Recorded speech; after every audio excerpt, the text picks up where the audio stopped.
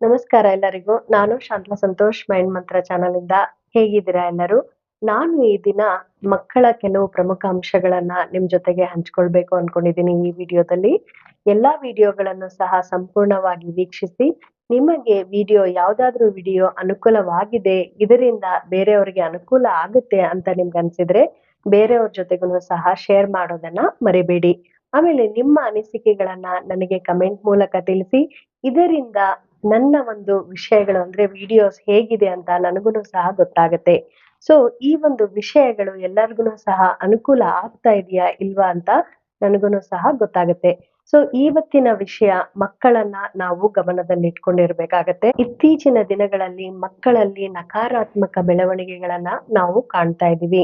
ಮನೆಯಲ್ಲಿರುವ ಕುಟುಂಬಸ್ಥರು ಅಥವಾ ಪೋಷಕರು ಮಕ್ಕಳು ಒಂದು 5 ವರ್ಷದಿಂದಾನೇ ಅವ್ರು ಏನು ಕೆಲಸ ಮಾಡ್ತಾ ಇದ್ದಾರೆ, ಮನೆಯಲ್ಲಿ ಅವರ ಹವ್ಯಾಸಗಳೇನು, ಆಮೇಲೆ ಅವರ ಒಂದು ಹಾವಭಾವಗಳು ಹೇಗಿದಾವೆ, ಅವರ ಒಂದು ಮಾತುಗಳು ಹೇಗಿದಾವೆ, ಆಮೇಲೆ ಅವರ ಜೊತೆಗೆ ಅಂದ್ರೆ ಶಾಲೆಯಲ್ಲಿ ಮಾತನಾಡುತ್ತಿರುವ ಹುಡುಗರು ಯಾವ ತರ ಮಾತನಾಡ್ತಾ ಇದ್ದಾರೆ, ಶಾಲೆಯಲ್ಲಿ ಯಾವ ತರ ಅವ್ರು ಓದ್ತಾ ಇದ್ದಾರೆ, ಈ ಎಲ್ಲಾ ವಿಷಯಗಳನ್ನು ಸಹ ಕೆಲವೊಂದು ಸರಿ ಪೋಷಕರು ಮಕ್ಕಳ ಜೊತೆಗೆ ಕೇಳ್ತಾ ಇರ್ಬೇಕಾಗತ್ತೆ. ಯಾಕೆ ಮಕ್ಕಳನ್ನ ನಾವು ಗಮನಿಸ್ತಾ ಇರ್ಬೇಕು ಅಂತ ಕೇಳಿದ್ರೆ, ಈ ಇತ್ತೀಚಿನ ಮಕ್ಕಳಲ್ಲಿ ಶಾಲೆಗೆ ಹೋಗೋದನ್ನ ಬಿಟ್ಟು ಬೇರೆ ಬೇರೆ ಕಡೆಗಳಲ್ಲಿ ಮಕ್ಕಳು ಸುತ್ತಾಡ್ತಾ ಇದ್ದಾರೆ. ಆಮೇಲೆ ಸಮಾಜ ಬಾಹಿರ ಚಟುವಟಿಕೆಗಳಲ್ಲಿನೂ ಸಹ ಭಾಗವಹಿಸ್ತಾ ಇದ್ದಾರೆ. ಆಮೇಲೆ ಹಲವಾರು ಮಾದಕ ವಸ್ತುಗಳಿಗೆ ಬಲಿಯಾಗ್ತಾ ಇದ್ದಾರೆ. ಇದು ಆ ಒಂದು ಮಕ್ಕಳಿಗೆ ಗೊತ್ತಾಗ್ತಾ ಇಲ್ಲ. ಅವರು ಮಾಡುತ್ತಿರುವ ತಪ್ಪಿನ ತಿಳುವಳಿಕೆ ಆಗ್ತಾ ಇಲ್ಲ. ಅವುಗಳನ್ನ ಕೆಲವು ತಿಂಗಳುಗಳ ಕಾಲ ಮುಂದುವರಿಸಿದರೆ ಅವರು ಅವುಗಳಿಗೆ ಅಂದ್ರೆ ಆ ಒಂದು ಮಾದಕ ವಸ್ತುಗಳಿಗೆ ಅವರು ಬಲಿಯಾಗಬಹುದು, ಅಥವಾ ಆ ವಸ್ತುಗಳನ್ನು ಬಿಡೋದಕ್ಕೆ ಆಗದೇನೆ ಮಾನಸಿಕ ಹಿಂಸೆಯನ್ನು ಸಹ ಅವರು ಅನುಭವಿಸಬಹುದು. ಇತ್ತೀಚಿನ ದಿನಗಳಲ್ಲಿ ಇಂತಹ ಪ್ರಕರಣಗಳು ಜಾಸ್ತಿ ಆಗ್ತಾ ಇದೆ. ಸೊ ಎಲ್ಲಾ ಪೋಷಕರಿಗೂ ಮತ್ತು ಕುಟುಂಬಸ್ಥರಿಗೆ ನಿಮ್ಮ ಮನೆಯಲ್ಲಿ ಮಕ್ಕಳಿದ್ದರೆ ಅವರನ್ನ ಗಮನಿಸ್ತಾ ಇರಿ. ಅವರು ಶಾಲೆಗೆ ಸರಿಯಾಗಿ ಹೋಗ್ತಾ ಇದ್ದಾರಾ, ಶಾಲೆಯಿಂದ ಮನೆಗೆ ಬಂದ್ಮೇಲೆ ಏನೇನ್ ಮಾಡ್ತಿದ್ದಾರೆ. 15-16 ವರ್ಷದ ಮಕ್ಕಳು ಹೊರಗಡೆ ಹೋಗ್ತಾ ಇರ್ತಾರೆ, ಆಟ ಆಡಕ್ಕಿರ್ಬಹುದು ಅಥವಾ ಸ್ನೇಹಿತರನ್ನ ಭೇಟಿ ಮಾಡೋದಕ್ಕಿರ್ಬಹುದು, ಹಲವಾರು ಕೆಲಸಗಳ ನಿಮಿತ್ತ ಹೊರಗಡೆ ಹೋಗ್ತಾ ಇರ್ತಾರೆ. ಹೋದಾಗ ಏನ್ ಮಾಡ್ತಾ ಇದ್ದಾರೆ ಅನ್ನೋದನ್ನು ಸಹ ನೀವು ಕೆಲವೊಂದು ಸರಿ ಗಮನಿಸ್ಬೇಕಾಗತ್ತೆ. ಇತ್ತೀಚಿನ ದಿನಗಳಲ್ಲಿ 6 ವರ್ಷದಿಂದ ಹಿಡಿದು 21 ವರ್ಷದ ಮಕ್ಕಳಲ್ಲಿ ಹಲವಾರು ಜನ ಮಕ್ಕಳು ಮಾದಕ ವಸ್ತುಗಳಿಗೆ ಬಲಿಯಾಗ್ತಾ ಇದ್ದಾರೆ. ಆಮೇಲೆ ಸಾಮಾಜಿಕ ಬಾಹಿರ ಚಟುವಟಿಕೆಗಳಲ್ಲೂ ಸಹ ಭಾಗವಹಿಸುವ ಒಂದು ಅಭ್ಯಾಸ ರೂಢಿಯನ್ನ ಜಾಸ್ತಿ ಮಾಡ್ಕೊಳ್ತಾ ಇದ್ದಾರೆ.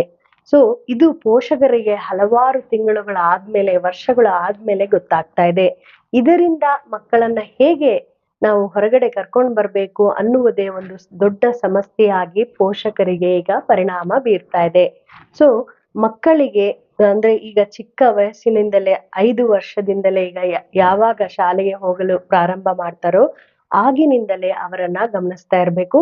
ಆಮೇಲೆ ಮನೆಯಲ್ಲಿ ತಿಳುವಳಿಕೆಯನ್ನ ಹೇಳ್ತಾ ಇರ್ಬೇಕಾಗತ್ತೆ. ಅವರು ಒಂದು ಕೆಟ್ಟ ಚಟುವಟಿಕೆಯಲ್ಲಿ ಭಾಗವಹಿಸಿದರೆ ಅವರ ಜೀವನ ಹೇಗೆ ಅದರಿಂದ ಹಾಳಾಗುತ್ತದೆ, ದೈಹಿಕ ಸಮಸ್ಯೆಗಳು ಹೇಗೆ ಬರುತ್ತೆ, ಮಾನಸಿಕ ನೆಮ್ಮದಿ ಇದರಿಂದ ಹೇಗೆ ಅವರಿಗೆ ದೂರ ಆಗತ್ತೆ ಅನ್ನೋದನ್ನ ಮನೆಯಲ್ಲಿರುವ ಪೋಷಕರು ಮತ್ತು ಕುಟುಂಬದವರು ಹೇಳ್ಬೇಕಾಗತ್ತೆ.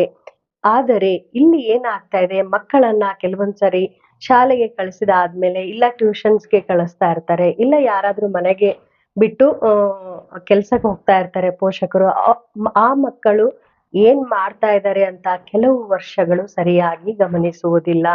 ಇದರಿಂದ ಮಕ್ಕಳು ಯಾವುದಾದರೂ ಒಂದು ನಕಾರಾತ್ಮಕ ಚಟುವಟಿಕೆಯಲ್ಲಿ ತೊಡಗಿದ್ರೆ ಕೆಲವು ತಿಂಗಳುಗಳ ಕಾಲ ಇದರಿಂದ ಅವರ ಒಂದು ದೈಹಿಕ ಆರೋಗ್ಯ ಮತ್ತು ಮಾನಸಿಕ ನೆಮ್ಮದಿ ಇವೆರಡರ ಮೇಲೂ ಸಹ ಪ್ರಭಾವ ಬೀರುತ್ತದೆ.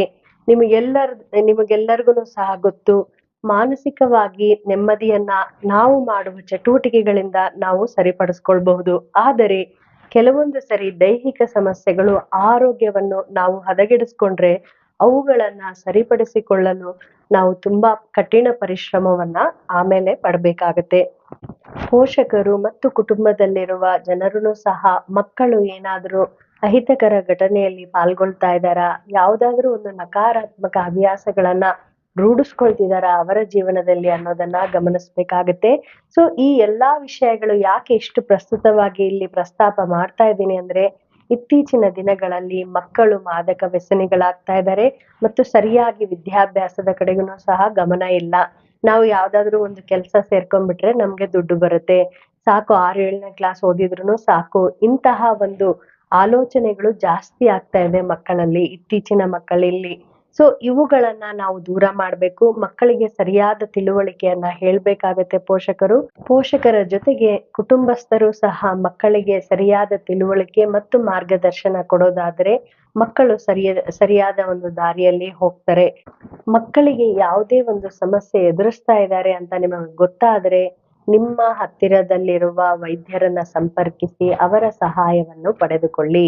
ನಿಮ್ಮ ಕುಟುಂಬಸ್ಥರ ಜೊತೆಗೂ ಸಹ ಇವುಗಳನ್ನ ನೀವು ತಿಳಿ ಹೇಳಿ, ಅಂದ್ರೆ ಈ ತರದ ಒಂದು ಸಮಸ್ಯೆ ನಮ್ಮ ಮಕ್ಕಳಲ್ಲಿ ಇದೆ, ಈ ತರ ಇವರು ನಕಾರಾತ್ಮಕವಾದ ಒಂದು ಚಟುವಟಿಕೆಗಳಲ್ಲಿ ಭಾಗವಹಿಸ್ತಾ ಇದ್ದಾರೆ, ಏನ್ ಮಾಡ್ಬೇಕು, ಇದರಿಂದ ಹೊರಬರೋದಕ್ಕೆ ಯಾವ ದಾರಿಗಳಿದೆ, ಹೇಗೆ ಇವುಗಳನ್ನ ಸರಿಪಡಿಸೋದು ಅನ್ನುವ ಕೆಲವು ಮಾಹಿತಿಗಳನ್ನ ಬೇರೆಯವರಿಗೆ ಕೇಳಿನೂ ಸಹ ನೀವು ಪಡೆದುಕೊಳ್ಬಹುದು, ನಿಮ್ಗೆ ಗೊತ್ತಾಗ್ಲಿಲ್ಲ ಅಂತ ಅಂದ್ರೆ. ಅಥವಾ ನಿಮ್ಮ ಮನೆಯ ಹತ್ತಿರದಲ್ಲಿರುವ ವೈದ್ಯರನ್ನು ಸಂಪರ್ಕಿಸಿ, ಅಥವಾ ನಿಮಗೆ ಯಾರಿಗೆ ಸಹಾಯ ಮಾಡ್ತಾರೆ ಅಂತ ನಿಮ್ಗೆ ಅನ್ಸುತ್ತೋ ಅವರನ್ನ ಒಂದು ಸರಿ ಭೇಟಿ ಮಾಡಿ ಮಕ್ಕಳ ಕುರಿತು ನಿಮ್ಮ ಒಂದು ಸಮಸ್ಯೆಗಳನ್ನ ಹೇಳ್ಕೊಂಡ್ರೆ ಅದಕ್ಕೆ ಸರಿಯಾದ ಪರಿಹಾರವನ್ನ ನೀವು ಕಂಡುಕೊಳ್ಬಹುದು. ಹಲವಾರು ಪೋಷಕರು ನಮಗ್ ಗೊತ್ತೇ ಆಗಿಲ್ಲ ನಮ್ಮ ಮಕ್ಕಳು ಈ ಸಮಸ್ಯೆಯಲ್ಲಿ ಸಿಕ್ಕಾಕೊಂಡಿದ್ದಾರೆ ಅಂತ. ಕೆಲವು ತಿಂಗಳುಗಳಿಂದ ಈ ಒಂದು ಸಮಸ್ಯೆಯಿಂದ ನನ್ನ ಮಗ ಅಥವಾ ನನ್ನ ಮಗಳು ಹೊರಗ್ ಬರಕ್ ಆಗ್ತಾ ಇಲ್ಲ, ಏನ್ ಮಾಡ್ಬೇಕು. ಆಮೇಲೆ ನಮಗೆ ಈ ಒಂದು ಸಮಸ್ಯೆ ಮಕ್ಕಳಲ್ಲಿ ಇದೆ ಅಂತ ಗೊತ್ತಾದಾಗ, ಅಂದ್ರೆ ಕೆಲವು ವರ್ಷಗಳ ಮುಂಚೆನೆ ಗೊತ್ತಾಗಿದ್ರೆ ಈ ಒಂದು ಸಮಸ್ಯೆ ಈಗ ಬರ್ತಾ ಇರ್ಲಿಲ್ಲ. ಈ ತರದ ಮಾತುಗಳು ಹಲವಾರು ಪೋಷಕರು ಹೇಳ್ತಾ ಇರ್ತಾರೆ. ಸೊ ಈ ಒಂದು ಸಮಸ್ಯೆ ಅಂದ್ರೆ ಉದಾಹರಣೆಗೆ ಯಾವ್ದಾದ್ರು ಒಂದು ಚಟುವಟಿಕೆಯಲ್ಲಿ, ಸಾಮಾಜಿಕ ಬಾಹಿರ ಚಟುವಟಿಕೆಗಳಲ್ಲಿ ತೊಡಗಿರೋದು, ಅಥವಾ ಮಾದಕ ವಸ್ತುಗಳಿಗೆ ವ್ಯಸನಿಗಳಾಗಿರೋದು, ಅಥವಾ ಓದಿನ ಒಂದು ಶಾಲೆಗೆ ಹೋಗ್ದೇನೆ ಹೊರಗಡೆ ಸುತ್ತಾಡ್ತಾ ಇರೋದು, ಓದನ್ನೇ ಅವರು ನಿಲ್ಲಿಸಿ ಬೇರೆ ಕೆಲಸಗಳನ್ನ ನಾವು ಮಾಡ್ತೀವಿ ಅಂತ ಹಠ ಹಿಡಿಯೋದು, ಈ ತರ ಹಲವಾರು ವಿಷಯಗಳ ಬಗ್ಗೆ ಮಕ್ಕಳಿಗೆ ಆಸಕ್ತಿ, ಅಂದ್ರೆ ಆ ಒಂದು ವಿಷಯಗಳು ಅವರ ಜೀವನದ ಮೇಲೆ ನಕಾರಾತ್ಮಕವಾಗಿ ಪರಿಣಾಮ ಬೀರಬಹುದು ಅನ್ನೋದನ್ನ ಅವರಿಗೆ ತಿಳಿದೇನೆ ಮಕ್ಕಳು ಹಲವಾರು ವರ್ಷಗಳವರೆಗೆ ಅವುಗಳನ್ನ ಮುಂದುವರ್ಸ್ಕೊಂಡು ಹೋಗಿರ್ತಾರೆ.